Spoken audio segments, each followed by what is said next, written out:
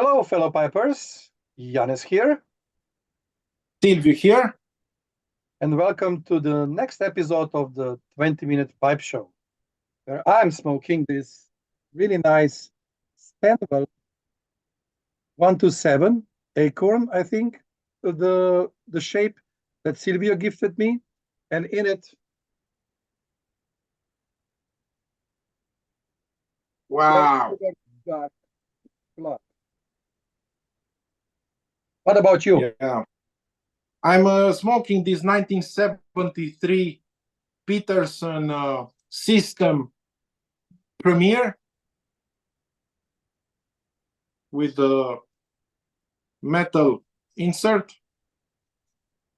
I'm also smoking the Demonic Dark Plug, and I'm also drinking this Romanian pop drink from a company called Timbark that existed from 1936. It's made from apples and melon. It's tangy and perfumey and sweet. And it goes well with the tobacco you're smoking? I mean, does it contradict goes No. counter the taste, or it's okay?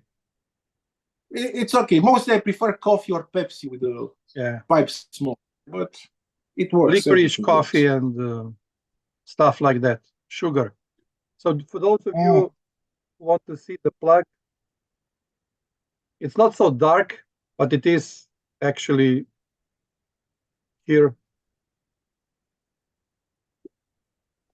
And since you have shown a drink, I will also show one that I received as a gift.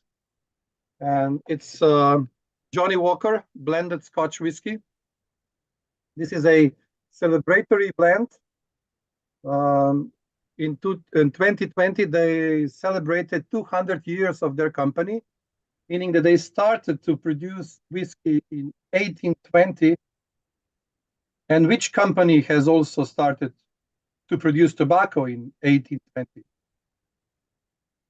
In 1882, Samuel Gawitt, and in 1882, Gawitt Hogarth. 1792 was Samuel Gawitt with the snuff first and so on. Yeah, and 1882, Gawitt Hogarth.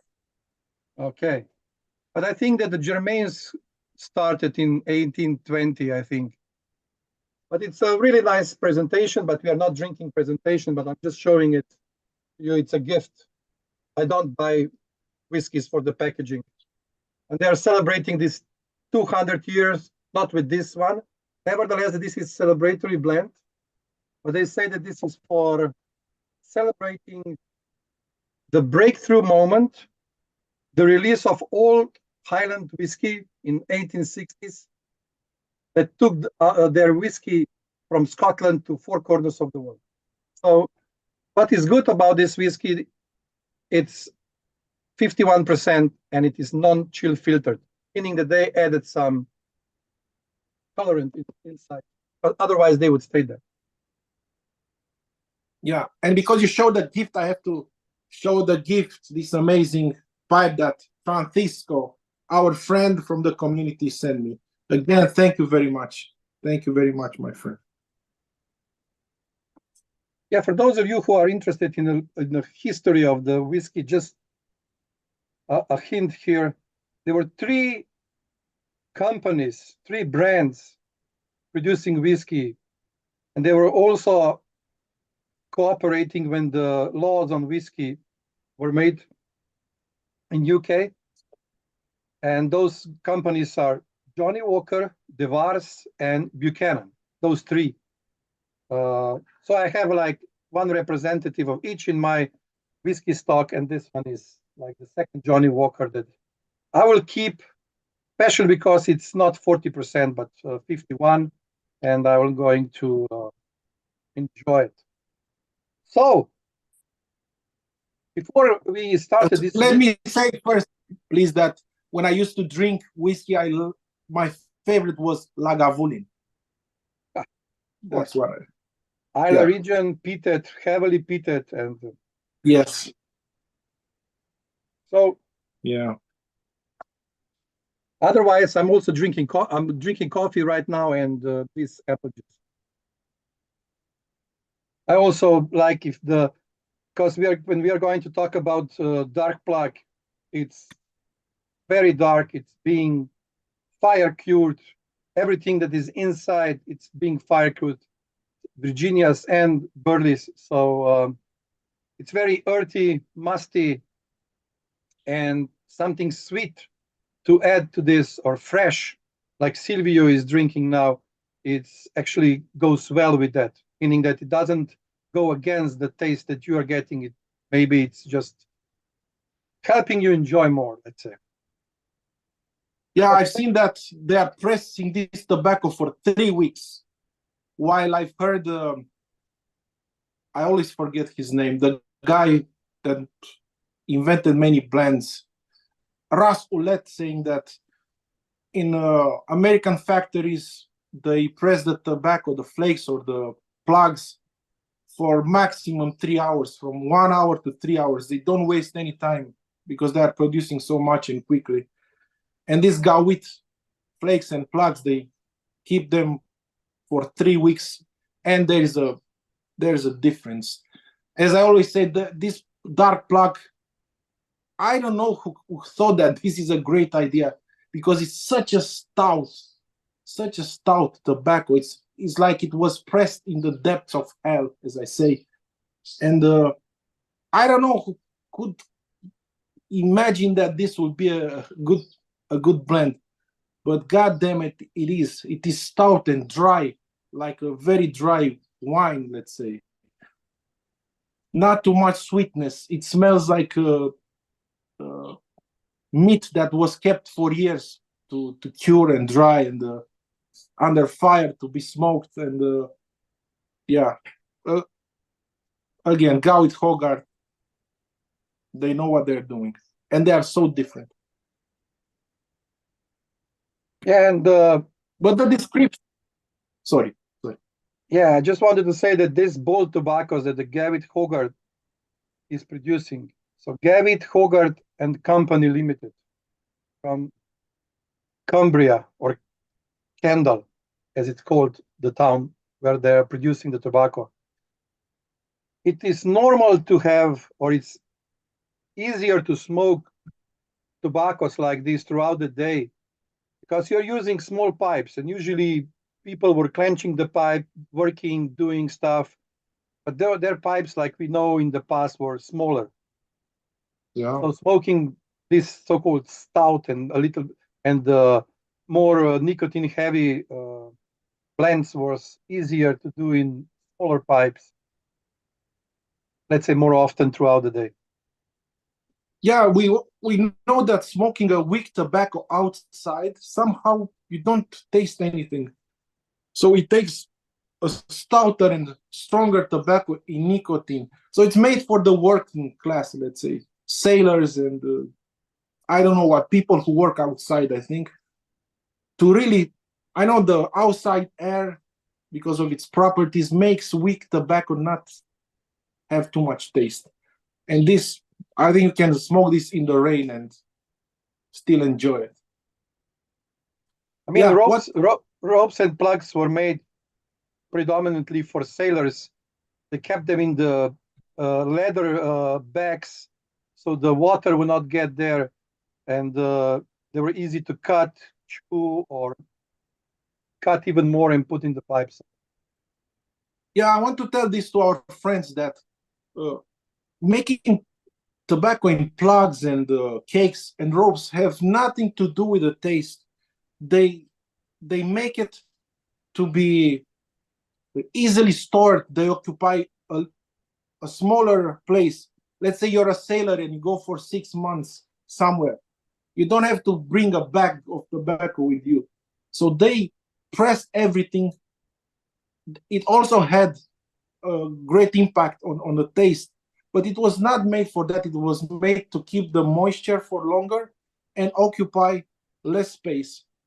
This is why they are made. And the ropes were made for chewing, especially for people working in the coal mines.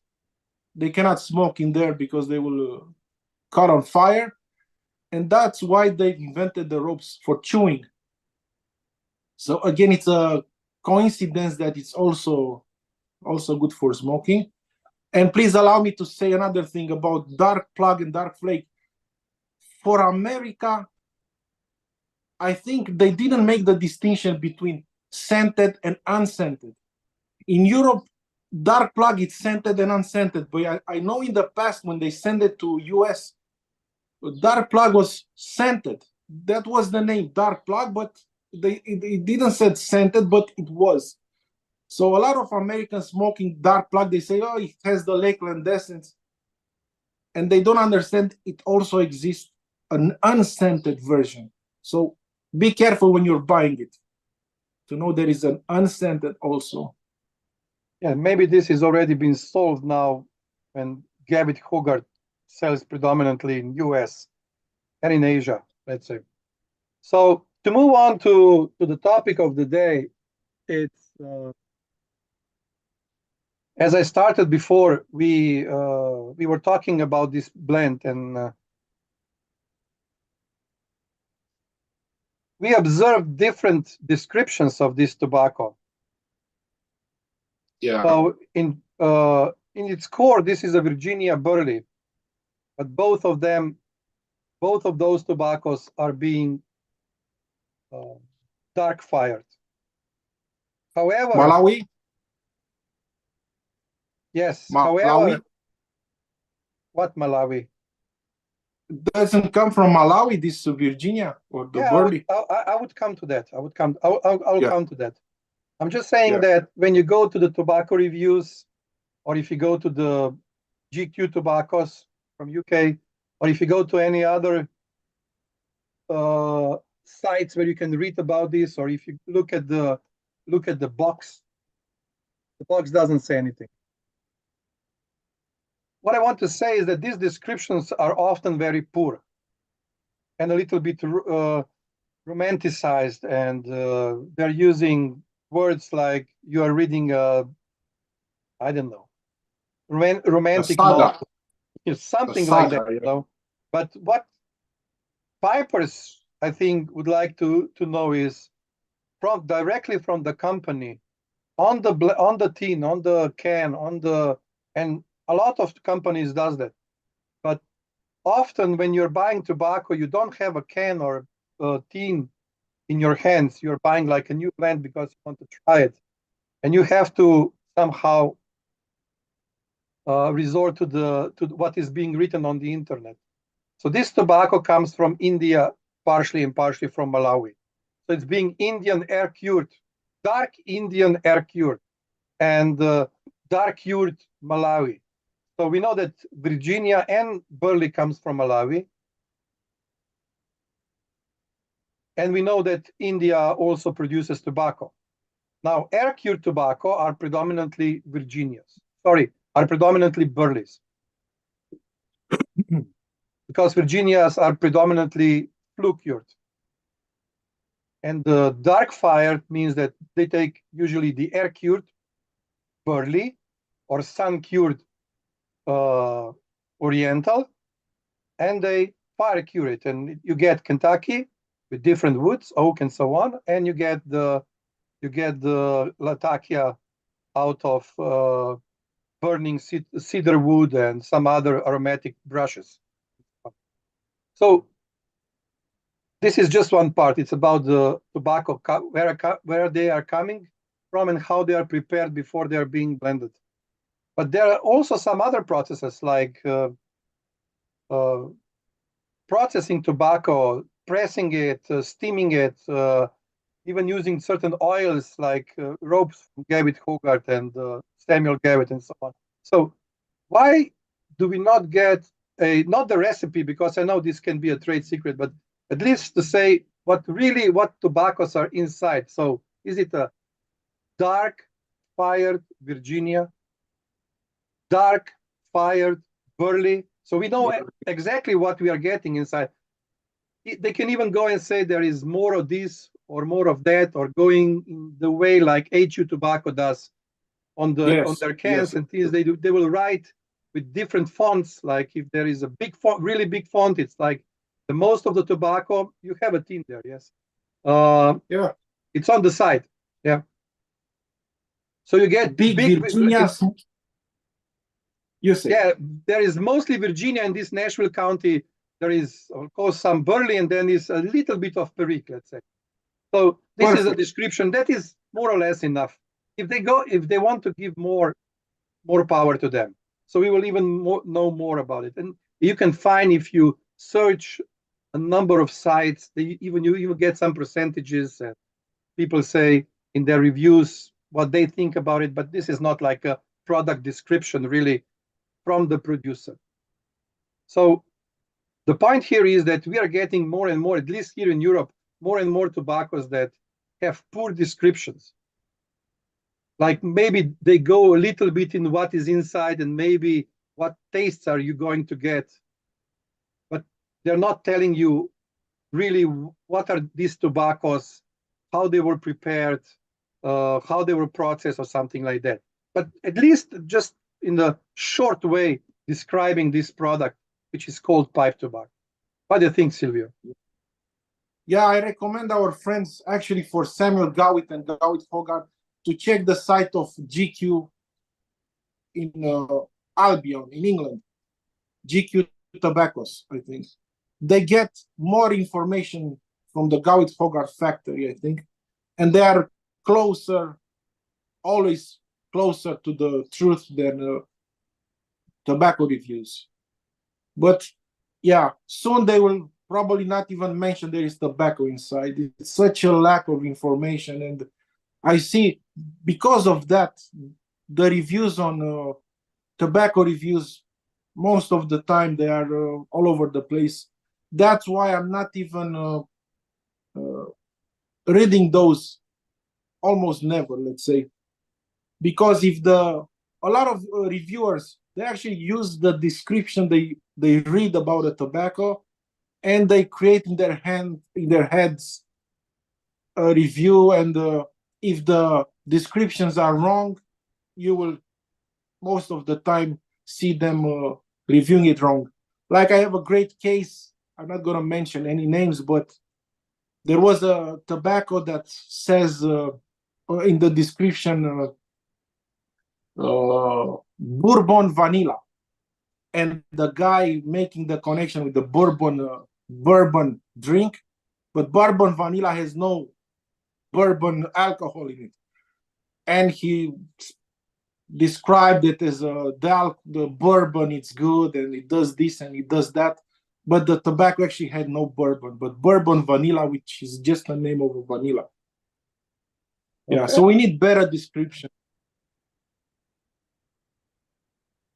I mean, for sure. If I take a parallel with the whiskey, they can write whatever they want on the boxes, on the labels, on the bottle. But what does this mean that the distillery is set in the really nice setting near the coast, and there are hills around, and I don't know what, and there is this and that creek. Okay, that is the first information there. They are using water from their local source, while making the pneumatic spirit, and after that, before they bottle the whiskey, when they dilute it to a certain percentage of alcohol by volume, if it's not a cask strength, of course. So they also write a lot of other stuff, trying to build up a story and impression and so on, and not so much about what kind of casks were used. They were first refill, second refill. What was the first fill cask, meaning what was when the wood was, let's say, used for the first time, the cask used for the first time, was it like a port wine and so on? You have a number of them now describing that, but still a lot of them just telling you what is the scenery around distillery and how good those workers in the distillery are. I mean, it helps, but doesn't really give you a lot of information about the whiskey. And same goes for the tobacco. they're collecting this tobacco from all over the world. And somehow it's very hard to understand because the soil is different, the climate is different, not so different, but it's still different.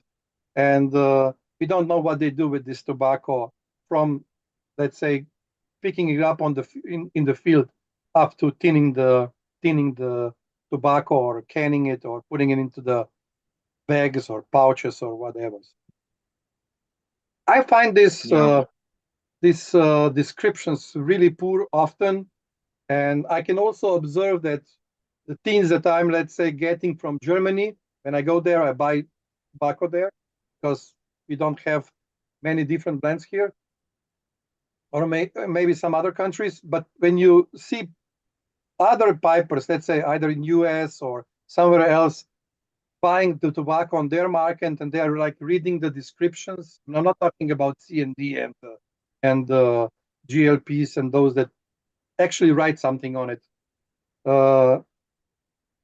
They're reading out of the from the back of the tin or front of the tin, and we don't have the same descriptions here.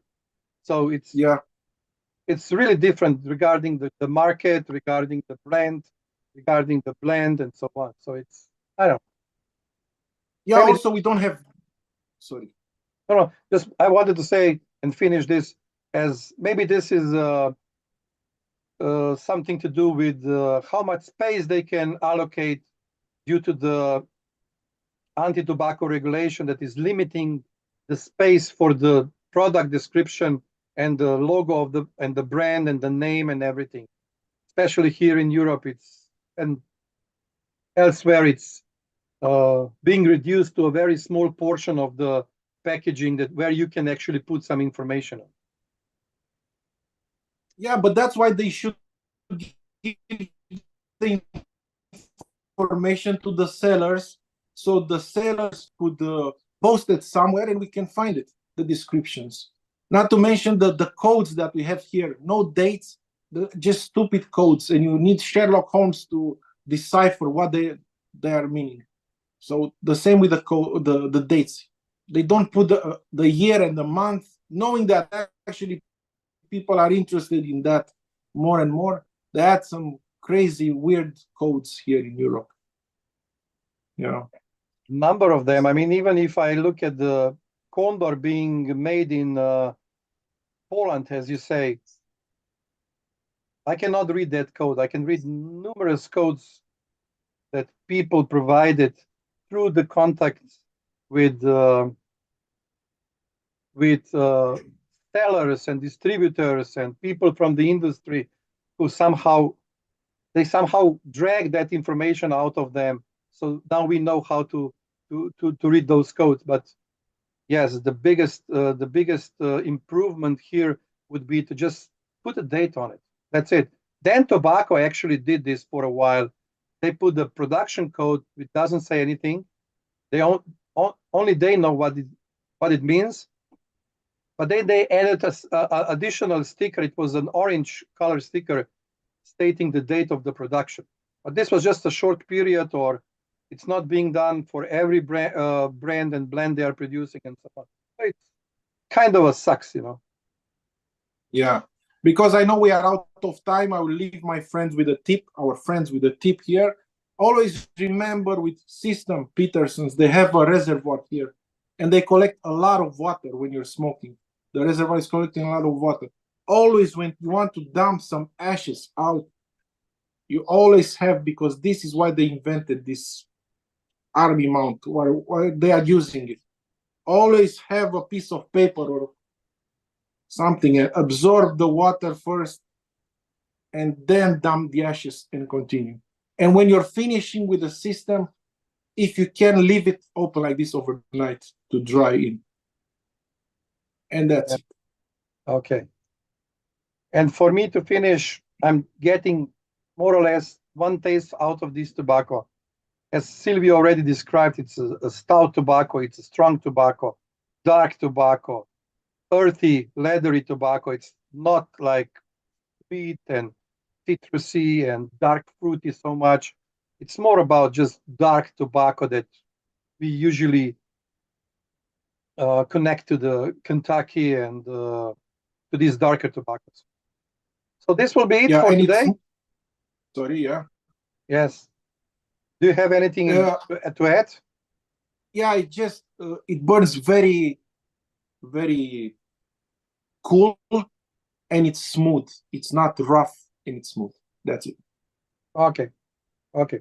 So this was everything for today. I hope you enjoyed. If you have any questions for us regarding pipe smoking, put them in the comment section and we will make sure to answer them in the next video. So until we meet again, I wish you all a lot of pleasant smoke.